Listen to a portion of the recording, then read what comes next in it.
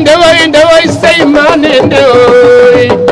alaykati kam mangalaya. Vous êtes jeune bachelier, étudiant ou professionnel. Vous êtes créatif, ingénieux et passionné par les domaines qui gouvernent le monde de la science et de la technologie. Profitez de l'offre de formation dans les filières telles que... jërë ngeen jëf mbokki Sénégal jërë ngeen jëf mbokki àdduna rawatina ñuy suivre seen site bi di Sénégal TV ñu ngi leen nuyu di leen siyaar di am mbégte ak kontaan comme ni ñu ko defee rek di leen toppal lamb ak lu ci biir tey nag ñu ngi jàkkaarloo suñu papa Père Bourkhane Wade ku ko wax xam ko ci biir lamb mu nekk ménage di ci liggéey lu am solo ndax moo yor ki nga xam te mooy Boy Niang ñu fas yéene waxtaan ak moom lamb fi lamb toll ak ci biir Pikine dañ koy bàyyi mu nuyu ñuy suivre su ko defee ñu dugg ci waxtaan bi Père maa ngi lay nuyu di la siyaar. maa ngi lay fay Thier di la nuyu di nuyu site bi yëpp onze bi kalimaat laay taamaat min sharri maa xalaq ginnaaw bi nu sante yàlla julli ci Baay Laay ak Seydi ñu ngi nuyu internet yëpp internetu naka lutte Sénégal di nuyu DG bi ak képp koo xam ne yaa nga fa rek di ñaan nit yàlla Sénégal yàlla na fi jàmm wàcc. dañuy ñëw directement ci combat bi nga xam te amoon na dimanche passé dox ci diggante Eumeu Sène ak Bombardier muy 2 fois ñuy bëre naka nga gisee combat bi. bon combat bi ni ma ko gisee mooy Eumeu Sène def na lecture bu correct parce que nee naa làmb du mën a bëre mooy tax nga daan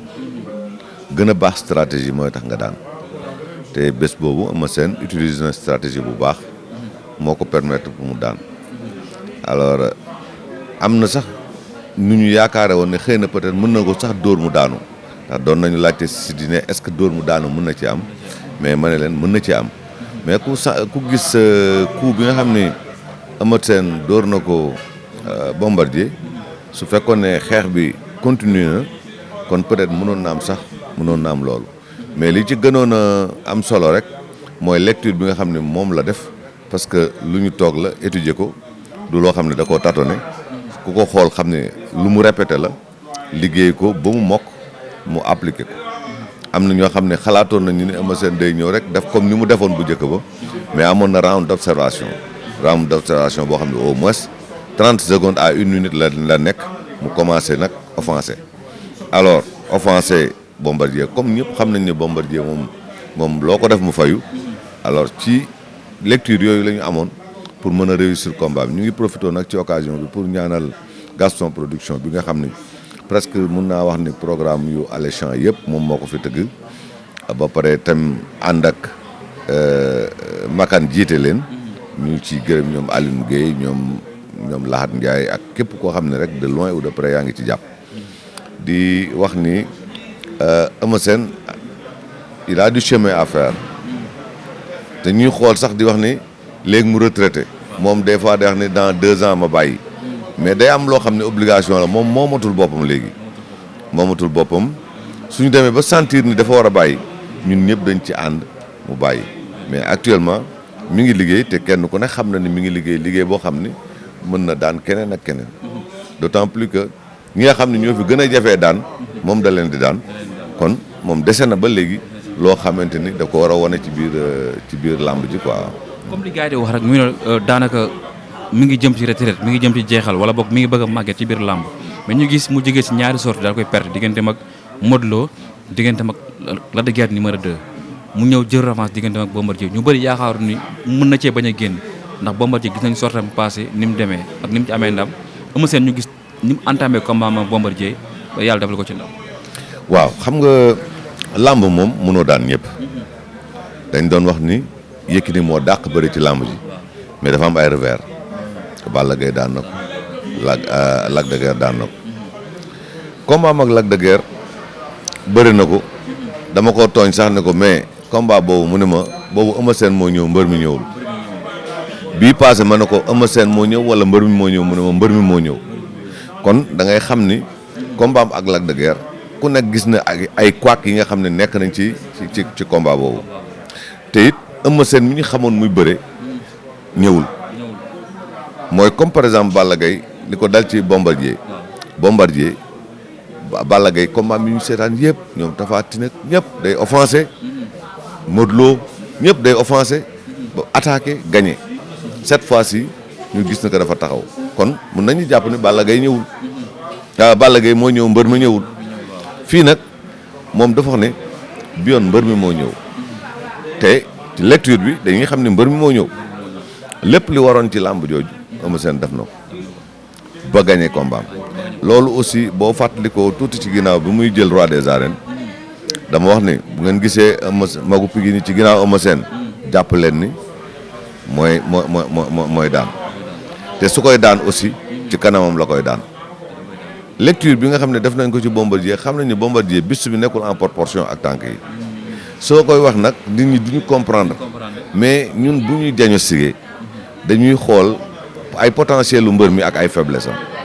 Bombardier bi muy doog a ñëw ci làmb ay tànkam dafa amoon acidité mu mun a supporter bisam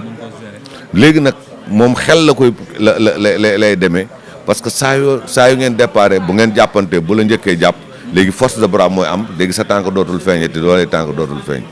mais bu fekkee ni par exemple nag dafa taxaw jonn yaa nga dégg équilibre bi ci war du ko mën a am moo tax mbër yëpp nag dama doon wax ni bu fekkoon ni làmb Sénégal dañuy jàpp ba mu dëgër ñu doog a bëre kon roi des arènes bi kenn du ko dindi ci loxoom parce que mën naa bëre te am na force de bras waaw léegi nag amoon na force boobu sax ci ay tànkam waaye loo gën di mag yaa nga dégg loolu doole ji day wàññeeku ci suuf mais ci kaw ba tey daf fay des moom waaw c'est un très grand champion nag te dama ne di nga gisaat yeneen exploit yu mu def bu dee lam mu ngi ko nekk ak lambam waaw même cax sax ci MMA bi di nga gis ni que am na ay capacité yu bari moo tax toujours dama wax ni lamb moom du mën a bëree mooy tax nga daan mais gën a baax stratégie mooy tax nga daan te xamoon nañu loolu waxtaan ci Eumeu Sène aussi nekk koo xam ne ku mën a lire leçon la mu lire correctement li nga xam ne loolu lañ doon waxtaane mu ñu am ci résultat bu positif muy victoire bi mu am muy victoire éclatante boo xam ni ñu ngi ciy gërëm waa Pikine yëpp ak seen mobilisation ak rakkam yi nga xam ne ñoo topp ci ginnaaw Ama Baldé Boy Niang Sokh ak xale yooyu yëpp ñoom Ndiaga Thiam ñoom ñëpp ñu ngi leen di gërëm ci soutien bi nga xam ni soutenir nañ ko seen grand frère ba mu gagné. li jaaxal nit ñi bi mu daanee Bombardier beneen contrat mu ci kanam muy digganteem ak Balla Gaye numéro 2 muy 3e fois revanche te gis nañu combat bi amagul date su ma juumalee Boy Niang ak Balla Gaye war nañ bëri 2023 kon Eumeu Sène datam ak Balla Gaye génnagul ndax diggante bi beneen avance mënu fay jaar wala day toxaar Balla Gaye. waaw liñ ci mën a wax mooy lépp mi ngi dépendre ci Gaston Production bi nga xam ni moom moo tëgg làmb jooju moom tamit ci contrat am la nekk. su fekkee ne moom da ko jox beneen combat entre temps te loolu sax nag yaakaar naa ni moo waroon a gën a jaadu su fekkee ni am nañu possibilité yi toog di xaar benn mbër mu bëri ay combat yow nga toog di ko xaar su fekkee ne bëgg ngaa dimbale nit ki mën nga ko utal benn combat ci diggante bi su fekkee ni tamit. MCS International, études et formations à l'étranger. Vous êtes élève du terminal, bachelier ou étudiant, obtenez votre admission dans les universités françaises. lu dul Gaston Production. ñuy ñaan yàlla nag ñu am ubbeeku ak compréhension bu tax mbër mi mën a compétir au lieu que muy toog toute une année di xaar benn mbër boo xam ne moom mi ngi bëri ay combat waaw léegi loolu daal ñun ñëpp ñu ngi am yaakaar te ni peut-être Gaston Production dina réfléchir ci cas boobu ba même bu mënee am beneen combat ci diggante bi mu am ko comme ni ko adversaire am amee le temps que mu mën a compétir di xaar combat boobu. noo gisee 3e fois moom Balla Gaye ñu war a laale Balla Gaye am ci lu mu jógee moom tamit mu bëgg a ñëw confirmer waat ndax combat boobu dina yomb. non mënul yomb gis nga combat yi ñuy taxawal nii bu ci yomb amul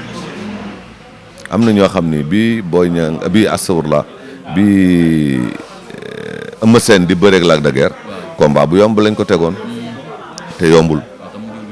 alors kon combat Balla Gaye Eumeu Sène du yomb ci àdduna. dafa mel ni ñoom waa Pikine combat boobu da leen intéressé de. waaw da leen a intéressé parce que toujours dañu bëgg di gagner. ndax thème seet naa course bi muy Abim Ndiaye. mu ne seen diggante ak Balla Gaye lim lañ jaral sax Bombardier bi paas sax jarul nañ ko ndax bi ñu jëlee avance bi ñoom li ñu def rek te xamaguñ sax ban date la ñuy bëree kon moo lay waral combat am na fu mu toll si ñoom. wax combat bi Pikine yëpp la intéressé plus particulièrement Taïsinga waaye dafa nekk xam nga tey jii Pikine Guédiawaye derby la mës a nekk dootoo fàtte xanaa diggante Boy Niang ak Les 2 diggante Boy Niang Gouye Gui diggante Boy Niang ak Sa Thiès Sa Kajoor waaye dafa mus a nekk derby ce qui fait kon 3e combat bi ñuy war a bëre ji 3e combat la boo xam ne Pikine dañoo mel ni mosuñoo bëre ak moom te li tax mu gën a nekkaat encore combat parce que Boy Niang dafa war a bëre ak moom ñaari combat la Balla am kenn nag buggul perte ci ñoom ñoon ba ñaari Pikinois yooyu kenn ku ne bëgg nga daan Balla Gaye waaw te Eumeu Sène moom du xalaat pour Balla Gaye di ko daanaat li ko dal ci Bombardier ni moo koy dal fee kenn ku su ne si ñoom yaa ngi jàpp ni kii dama ko war a daanaat tey soo ne woon Modou Lo Eumeu Sène Modou Lo da la wax ni combat bi moom a gënal sama combat yëpp daanaat ko laa bëgg yaa ngi dégg loolu mooy wax ji waaye nag Eumeu Sène am na ay lieutenant parce que am na Boy Niang am na Ama Baldé te Pikine yëpp aussi ñu ngi préparé Ama Baldé pour que roi des arènes dellu soit Pikine. mais tamit nit ñi am nañ tuuti doute ci absent wu Ama Baldé ci combat. non loolu du dara parce que man jàpp naa ni ku am combat ci ñoom en général yenn manifestation yi doo ci dem kon loolu avant que muy dem sax nit ñi waroon nañu xalaat ne Ama mun naa bañ a ñëw ndax dafa am combat bu crucial combat bu am. fu mu toll nii nekkul maanaam date bi taxawagul à 100% bien vrai que Boy Niang tamit mu ngi ci contrat mais dafa bàyyi lépp daal di ñëw. làmb dafa fiir combat Boy Niang ak Balla Gaye mun naa bañ a bokk ak combat Ama Baldé ak Modou Lo yaa ngi dégg kon kooku en tout cas Pikinois yi dinañuy commenter nii rek parce que site internet yi tam dañuy jaay seen yëf yaa ngi dégg il faut ñuy poser question yu mel noonu mais c'est pas méchant ndax Ama Baldé mu ne gis na digganteem ak Eumeu Sène te Eumeu Sène à chaque fois day wane digganteem ak rakam yooyu bi mu daanee koñ Ama la mën naa jaar beneen sens bi dem yoonam mais pour wane fidélité bi nga xam ne dox na seen diggante moo tax à chaque fois dama wax ne Pikine nit ñi toujours dañuy def ils ont tendance bëgg leen a diviser dama lay benn anecdote dafa am saison boo xam ne Ama Baldé dafa war a bëreeg Papa Sow Boy Niang war a bëreeg Sa Thiès kii war a bëreeg roi des arènes Eumeu Sène bi ñu demee ba ñaari mbër yi am seeni victoire ñu am problème ne wala Ama Baldé ma nga woon ca Sa Thiès nangam ak nangam ñu commencé lakk ay t-shirt Ama Baldé man mi bokk naa ci ñi jógoon dem defari affaire bi ma ko defaree Boy Niang ci boppam ni ma père li nga wax noonu laay def damay jël drapeau bi yóbbul ko Ama ñu ànd maak Ama dem yóbbul ko Eumeu Sène li ñu bëggoon mooy diviser leen ba nga xam ne kon su division amee rek Eumeu Sène du nekk roi des arènes parce que kon Pikinois yi dañuy tasaaroo te Pikine lépp lu ñu mus a ànd booloo def ko rek gagné nañ ko ba ci AS Pikine bi ñëpp àndee jël na fi championnat jël fi coupe du Sénégal ci benn saison ñoom tamit 9 points yi ma leen doon laaj ca Papa Sow ak Sa Thiès ak yooyu roi des arènes année boobu dañoo am seen 9 points yooyu léegi nag Ama Baldé dafa war a bëri ji kenn du def benn polémique à Pikine pour di diviser ñetti mbër yooyu benn lañu Eumeu Sène mooy seen grand frère nangu na leen a boot ñoom it nangu nañu bootu waaw koo ci dëkkoon micro tey li mu lay wax ci Eumeu Sène da lay wax ba dootoo xamante loo koy wax Eumeu Sène boo ñëwoon tamit dafa lay wax li nga xam ne loolu la seq ak ay rakam kon problème boobu ñàkk a ñëw ci face à face am te mu am combat loolu nekkul benn problème ci Eumeu Sène nekkul problème tamit ci ñaari mbër yi. bi ma ko jeexalee gis naa ko bi mu daanee moom Eumeu Sène daw na kottu la lan la sa diggante ak moom. waaw xam nga man Eumeu Sène combat bi mu njëkk a bëre ñu ngi ko préparé Blouma Afrique waaw benn usine la woon bu nekk ci booru géej gi jàkkaarloo géej gi fa lañ daan entraîné alors koo xam ne nag yow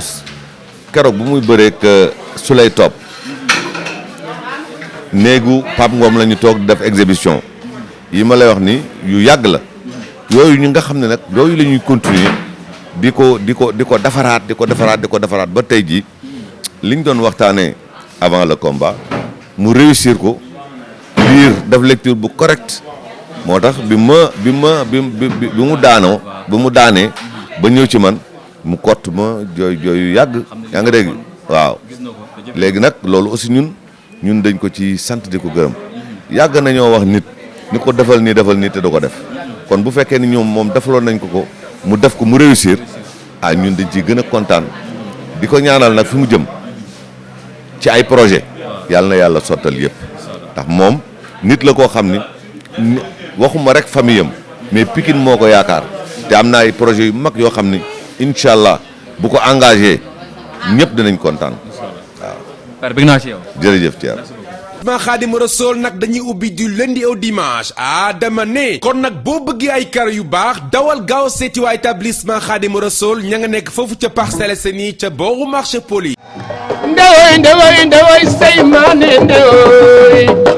alaykati ka mangalaya